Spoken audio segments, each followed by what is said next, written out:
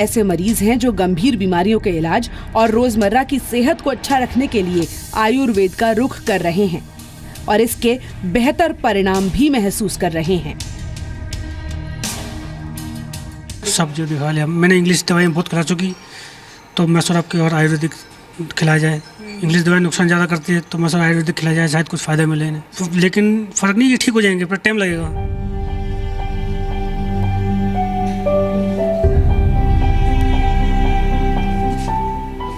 आयुर्वेद सिर्फ बीमारियों को ठीक करने का दावा नहीं करता, बल्कि ये जीवन जीने का तरीका बदलकर बीमारियों के लिए दरवाजे ही बंद कर देता है।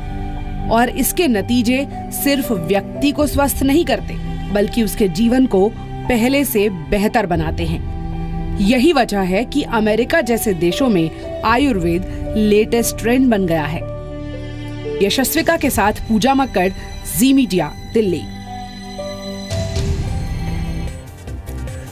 आयुर्वेद दुनिया की सबसे प्राचीन चिकित्सा पद्धतियों में से एक है और इसे आप पूरी दुनिया को भारत की तरफ से दिया गया एक अनमोल तोहफा भी मान सकते हैं। पूरी दुनिया में आयुर्वेदिक प्रोडक्ट्स और दवाओं से जुड़ा बाजार फिलहाल करीब 6,70,000 करोड़ रुपए का है और वर्ष 2050 तक आयुर्वेद का बाजार $5 ट्रिलियन यानी 333 लाख करोड़ रुपए का हो जाएगा। और आपको ये जानकर बहुत हैरानी होगी और शायद दुख भी होगा कि इस वक्त आयुर्वेद का सबसे बड़ा बाजार भारत नहीं बल्कि अमेरिका है, जो पूरी दुनिया के 41% आयुर्वेदिक उत्पादों का इस्तेमाल करता है।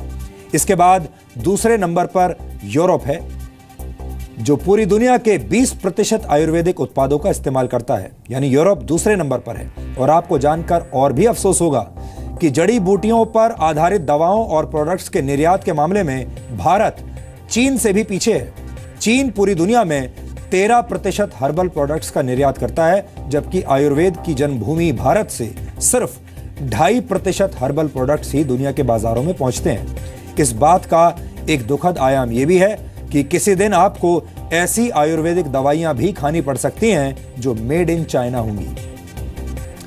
अभी तक भारत के पेटेंट कार्यालय ने आयुर्वेदिक दवाओं से जुड़े सिर्फ 200 पेटेंट जारी किए हैं। इनमें से 11% पेटेंट विदेशी कंपनियों को मिले हैं, जिनमें चीन सबसे आगे है।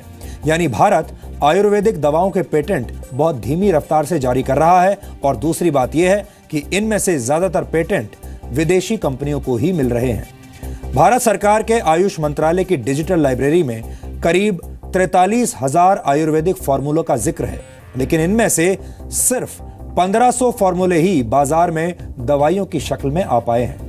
कुल मिलाकर बात यह है कि अब दुनिया के बड़े बड़े देश भारत से आयुर्वेदिक शक्ति हासिल करके कैंसर जैसी बीमारियों का इलाज ढूंढ रहे हैं। और ऐसे में भारत को भी आयुर्वेद को बढ़ावा देना होगा और ज्यादा से ज्यादा शोध करके आयुर्वेद को आगे बढ़ाना होगा।